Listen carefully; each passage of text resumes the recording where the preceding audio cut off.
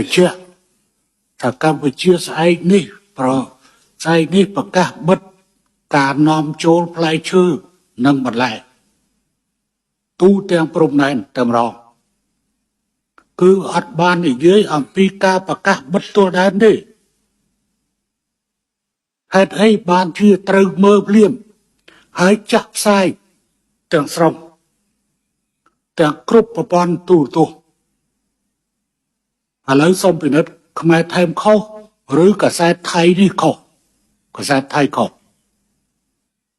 ខ្ញុំអត់បាននិយាយថាបិទទួលដែនទេខ្ញុំនិយាយថាมันគឺនិយាយរំមិនឲ្យនាំចូលផ្លែឈើនិងបន្លែតែប៉ុណ្ណោះ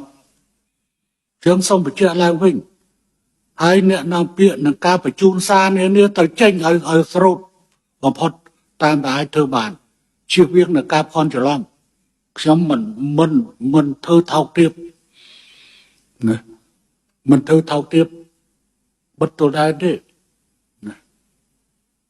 តែខ្ញុំគ្រាន់តែបញ្ជាក់ថាជាការឆ្លើយតបគឺយើងឈានទៅបិទនៅថ្ងៃស្អែកនេះ